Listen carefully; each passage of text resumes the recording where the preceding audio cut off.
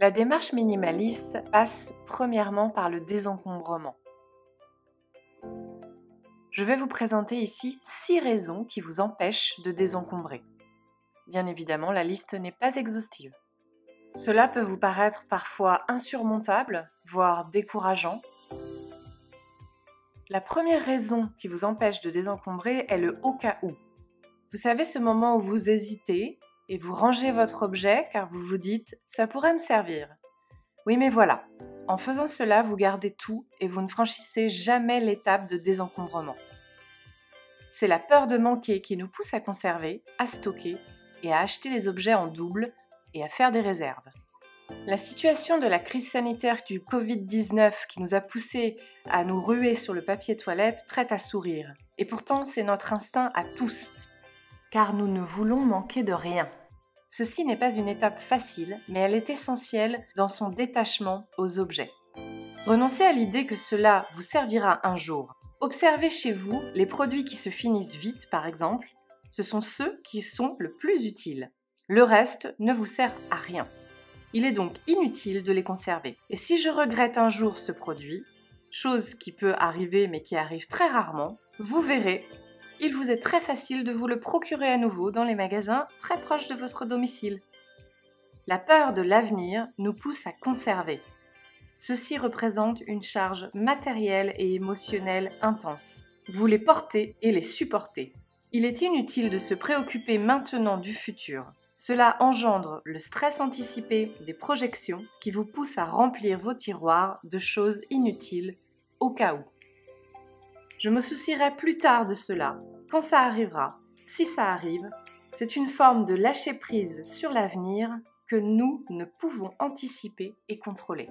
Le célèbre psychiatre Christophe André dit « Seul le temps présent est réel, les autres sont virtuels, le futur n'existe pas encore, le passé n'existe plus. » En ce qui me concerne, je me suis rendu compte que je gardais des élastiques dans le tiroir de la cuisine en masse. Vous savez, ces élastiques qui vous arrivent avec la consommation et que vous conservez au cas où. Je me suis rendu compte également que j'avais ce processus avec les sacs plastiques et les cartons d'emballage. La deuxième raison qui vous empêche de désencombrer, et pas des moindres, est la culpabilité. Il y a plusieurs types de culpabilité. Il y a celle avec les dons, les cadeaux, les héritages des personnes proches ou moins proches qui nous rendent parfois coupables. Nous ne voulons pas nous en séparer car ça nous donne l'impression de leur manquer de respect. Cela semble cruel à nos yeux, on se sent jugé et on n'a pas envie d'être traité d'ingrat. Or, notre amour, notre amitié et toute forme de sentiment que nous ressentons pour l'autre ne se transmet pas par des cadeaux et des objets. Chérissez les souvenirs d'une personne plutôt que ses biens. Si un objet offert vous encombre, laissez-le partir. Prévenir ses proches de votre démarche peut aider à franchir le pas.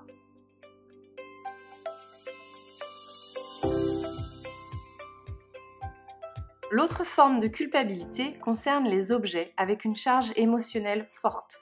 Par exemple un bijou ou un objet qui nous rappelle un être cher. Un être qui nous a quittés ou un être qui n'est plus dans notre environnement. Il est cher à nos yeux, mais paradoxalement, il vous encombre.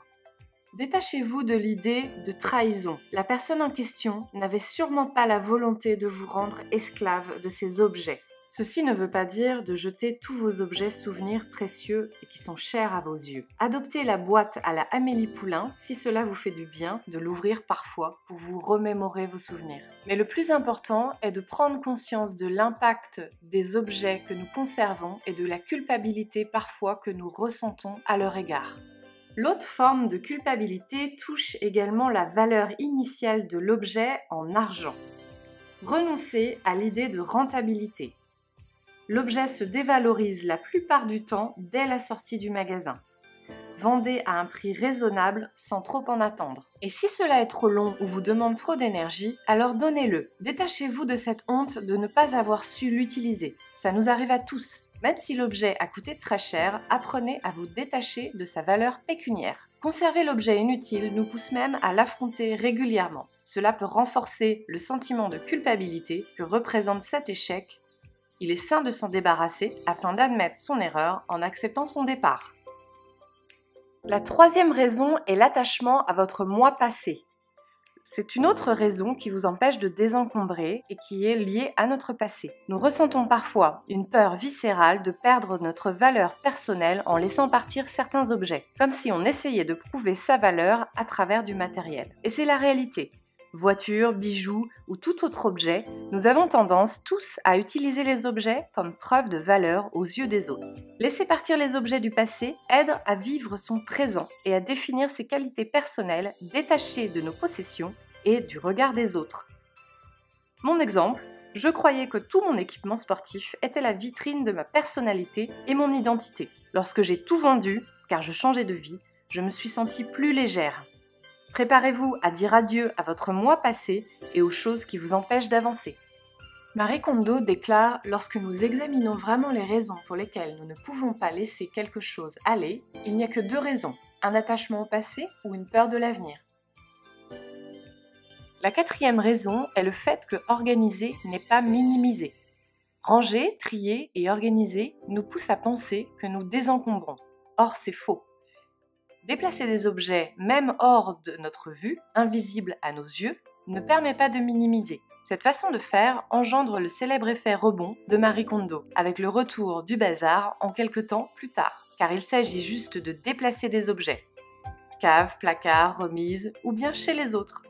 Mon exemple, j'ai longtemps laissé ma planche de surf chez mon frère, qui habitait au bord de la mer, alors que moi, j'habitais à la montagne. Cet objet ne m'encombrait pas dans la mesure où je ne le voyais pas, cependant, il m'appartenait toujours. Je m'en suis débarrassée et je peux actuellement en emprunter si jamais j'en ai besoin. La 5e raison est l'envie de créativité, celle qui nous pousse à garder un objet. Non, cette boîte de conserve ne servira pas de lampe. Cette notion de « ça pourrait servir » rejoint le « au cas où », mais avec le prétexte de trouver une autre utilité à l'objet pour ne pas avoir à le jeter. Attention, je ne suis pas anti-récup, il y a de très belles choses réalisées et recyclées. Mais il est vrai que beaucoup d'entre nous s'inventent artistes pour ne pas franchir le cap du désencombrement. Pensez à sortir tout de votre espace pour casser vos habitudes visuelles, car parfois vous avez même oublié la présence d'un objet, car votre œil est trop habitué à le voir. Débarrassez-vous le plus rapidement possible des objets et ne prenez pas sous prétexte que c'est gratuit, ou un don, ou encore d'occasion. Ne faites pas preuve de créativité quand vous essayez de jeter un objet. Renoncez à l'idée de créer à tout prix et débarrassez-vous des objets.